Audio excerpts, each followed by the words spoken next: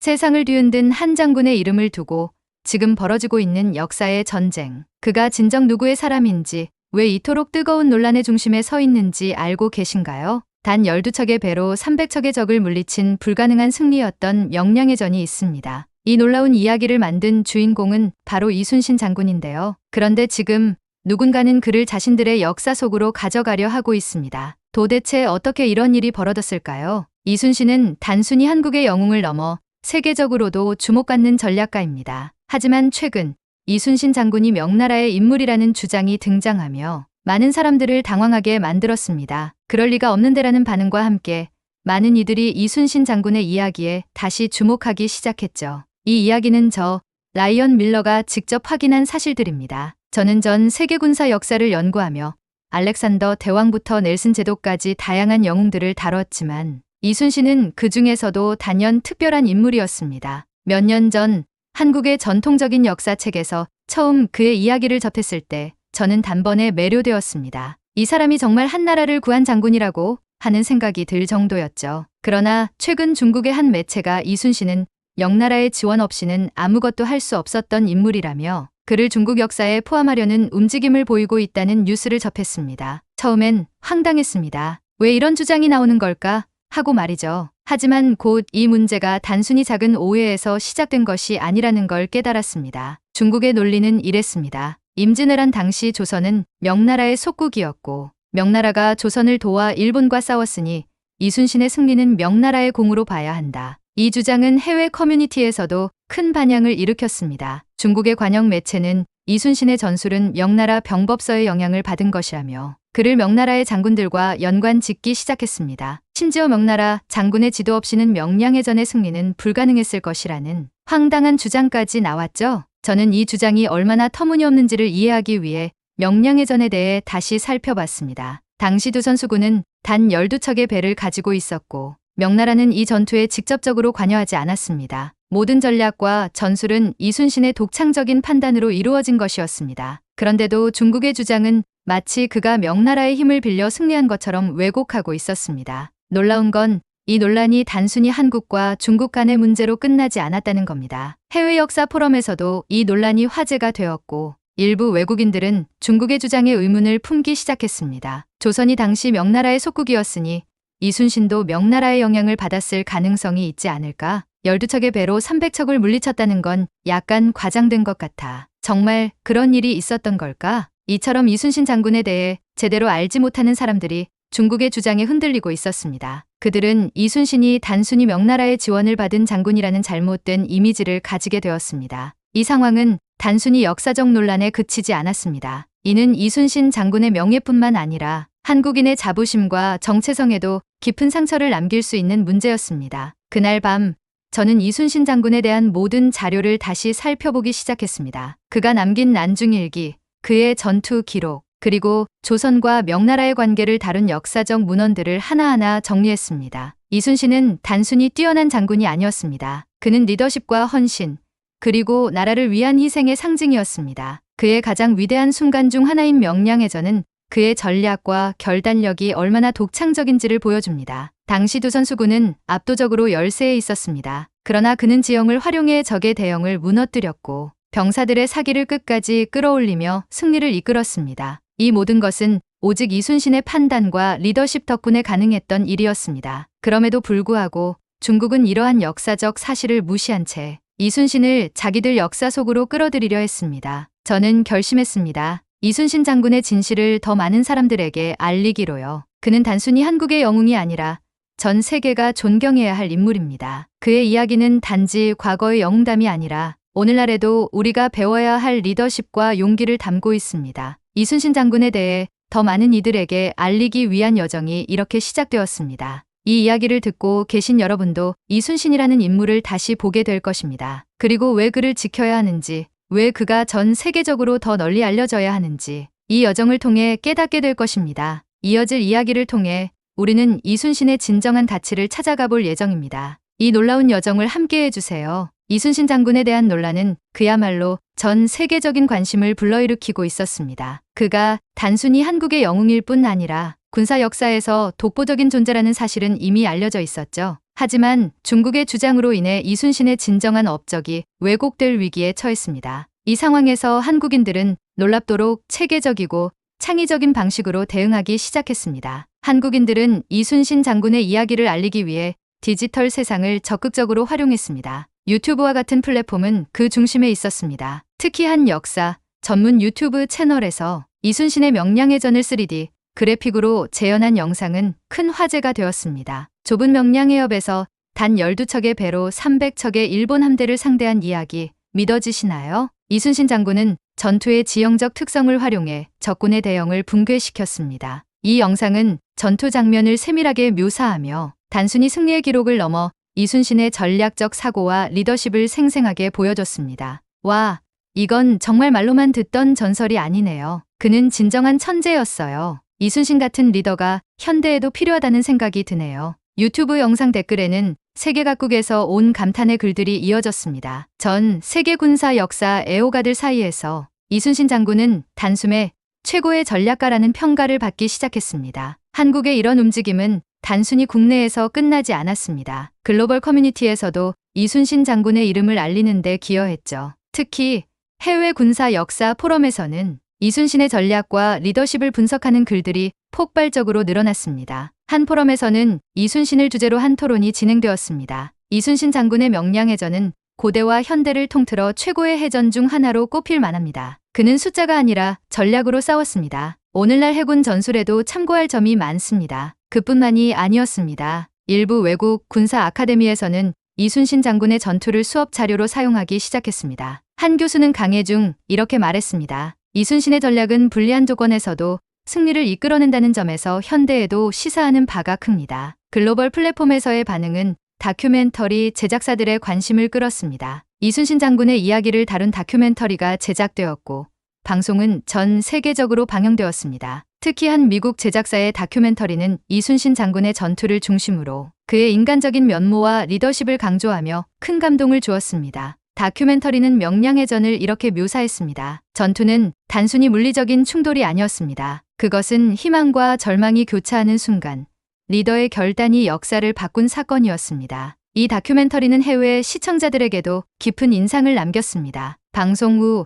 많은 외국인들은 이순신의 이름을 검색하며 그에 대해 더 알고 싶어 했죠. 이런 글로벌한 움직임 속에서 한국인들은 이순신 장군에 대한 자부심을 더욱 강하게 느꼈습니다. 서울 광화문에 세워진 이순신 동상은 그의 이름을 기리려는 사람들로 북적이기 시작했습니다. 저희 아이들에게 이순신 장군의 이야기를 들려주려고 왔어요. 아이들이 이순신의 용기와 희생을 배웠으면 좋겠어요. 이 동상은 단순한 조형물이 아닙니다. 우리 민족이 어떤 어려움 속에서도 희망을 잃지 않았다는 상징이에요. 심지어 젊은 세대들 사이에서도 이순신 장군은 새로운 방식으로 다가왔습니다. 난중일기를 현대적으로 해석한 책이 베스트셀러가 되었고 그의 명언들은 소셜 미디어를 통해 빠르게 확산되었습니다. 신에게는 아직 12척의 배가 남아 있습니다. 이 문장은 이제 단순히 과거의 기록이 아니라 어려운 상황에서도 희망을 잃지 말라는 메시지로 자리 잡았습니다. 한편 중국이 처음에 강하게 주장하던 이순신의 역사 왜곡이 점차 영향력을 잃고 주장의 명분이 약해지기 있었습니다. 한국의 체계적이고 창의적인 대응이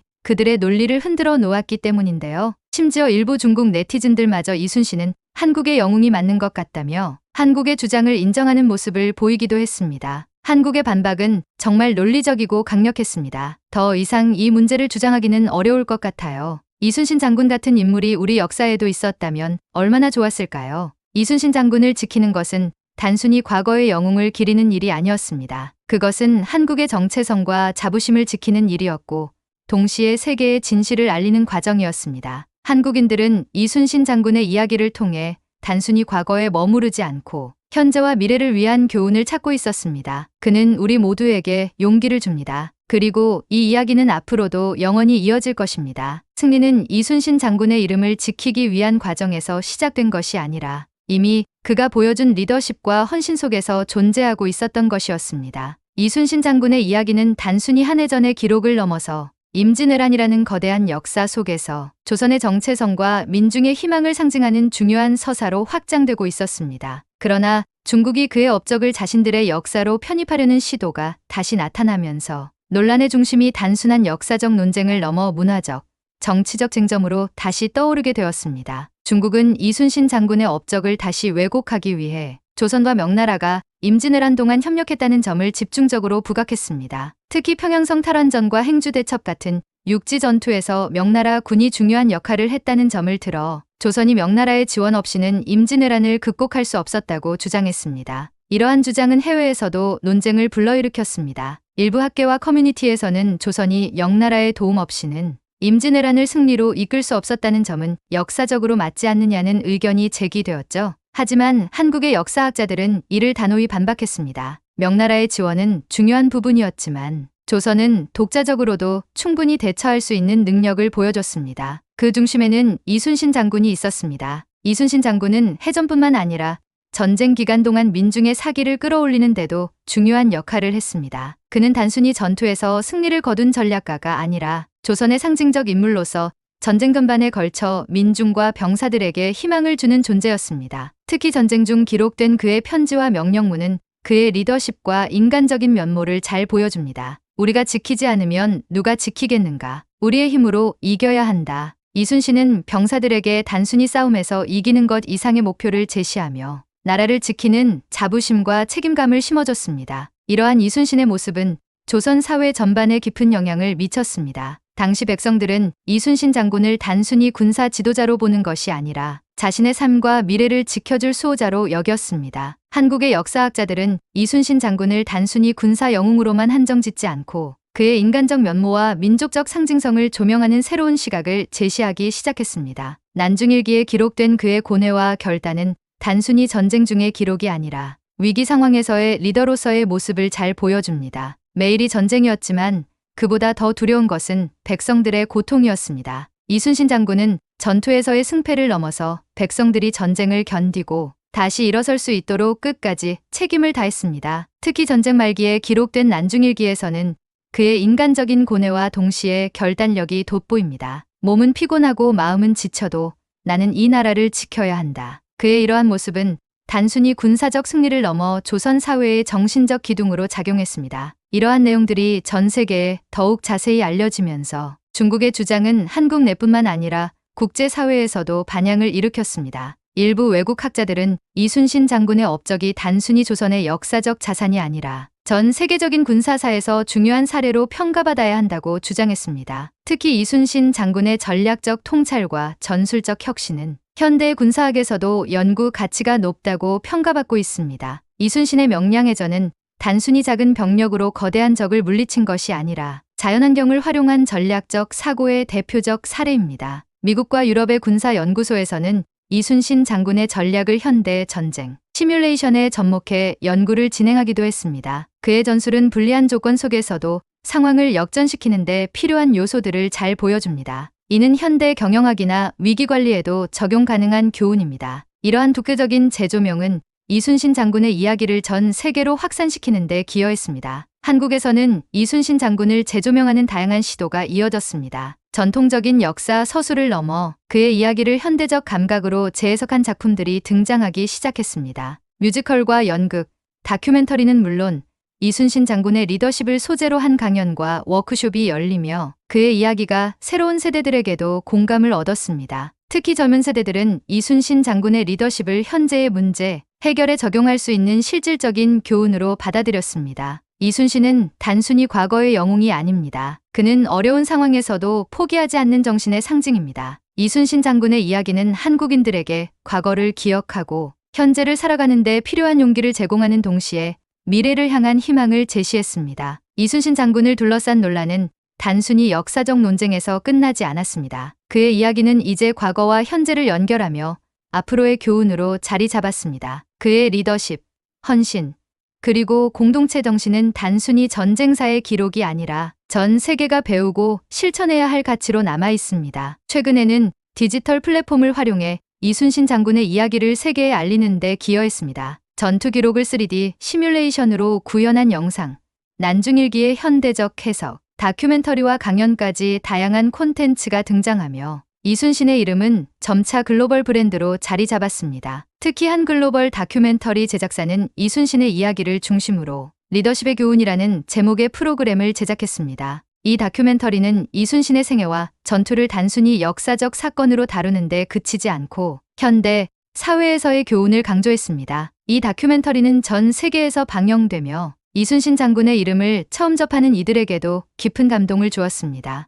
이러한 이순신 장군의 이야기는 세대를 아우르는 공감을 이끌어냈습니다. 젊은 세대는 그를 혁신적이고 도전적인 리더로 받아들였으며 그의 난중일기에서 발견한 고뇌와 결단을 자신의 삶에 적용하려는 시도를 보였습니다. 한 대학생은 이렇게 말했습니다. 이순신 장군이란 이름은 저에게 리더십의 교과서와 같습니다. 위기 속에서의 결단, 그리고 자신을 희생하며 조직을 지키는 모습은 지금의 저에게도 큰 영감을 줍니다. 반면 중장년층에게는 이순신의 이야기가 더 큰 울림을 주었습니다. 그는 단순히 나라를 구한 영웅이 아니라 우리에게 자신감을 심어준 존재입니다. 이순신 장군의 이야기를 들을 때마다 우리가 어떤 어려움 속에서도 희망을 잃지 않아야 한다는 것을 깨닫습니다. 특히 이순신의 생애를 다룬 연극과 뮤지컬은 전 세대가 함께 즐길 수 있는 콘텐츠로 자리 잡았습니다. 가족 단위의 관객들이 함께 그의 이야기를 보며 공감하는 모습은 이순신 장군이 세대를 초월한 상징임을 보여주는 장면이었죠. 이순신 장군의 유산을 기리기 위한 행사는 이제 한국을 넘어 세계 곳곳에서 열리고 있습니다. 특히 명량해전을 기념하는 세계 해양 리더십 포럼은 그의 해전 기록을 바탕으로 해양 리더십과 환경, 보호를 논의하는 국제적 행사로 자리 잡았습니다. 또한 한국 정부는 서울 광화문 광장의 이순신 동상을 중심으로 한 역사 교육 프로그램을 확대했습니다. 이는 단순히 한국인을 대상으로 한 프로그램이 아니라 외국인 관광객과 학생들에게도 큰 인기를 끌며 이순신 장군의 이야기를 세계인들에게 전하는 데 기여하고 있습니다. 이 동상 앞에서 그의 이야기를 들을 때마다 저는 단순히 역사를 배우는 것이 아니라 그 정신을 제 삶에 적용할 수 있는 방법을 배우고 있습니다. 한 외국인 관광객의 이 말은 이순신 장군의 이야기가 단순한 역사적 사실을 넘어선 보편적 메시지를 담고 있음을 보여줍니다. 이순신 장군의 이야기는 오늘날 지속 가능성이라는 주제와도 자연스럽게 연결됩니다. 그는 자원을 최대한 활용하며 불리한 상황 속에서도 공동체의 이익을 위해 헌신한 지도자였습니다. 이는 현대 사회에서도 우리가 어떻게 환경을 보호하고 미래를 위해 희생할 수 있는지를 생각하게 만듭니다. 한국의 한 에너지 연구소는 이순신 장군의 전략적 사고를 바탕으로 지속 가능한 에너지 정책을 설계한 사례를 발표했습니다. 이순신의 리더십은 단순히 과거의 전투를 위한 것이 아니었습니다. 그것은 미래를 대비하기 위한 통찰을 보여줍니다. 이처럼 이순신 장군의 이야기는 단순한 과거의 기록이 아니라 오늘날에도 여전히 유효한 메시지를 전달하고 있었습니다. 오늘날 그의 이야기는 한국의 정체성과 자부심을 넘어 세계적인 가르침으로 자리 잡았습니다. 이순신 장군은 단순히 한 나라의 영웅이 아닙니다. 그는 세계가 배워야 할 리더십과 희생, 그리고 인간의 상징입니다. 이순신 장군은 그의 생애 동안 보여준 헌신으로 지금도 사람들에게 용기를 주고 있습니다. 그리고 그의 이야기는 앞으로도 계속해서 더 많은 사람들에게 영감을 줄 것입니다. 그의 삶과 업적을 통해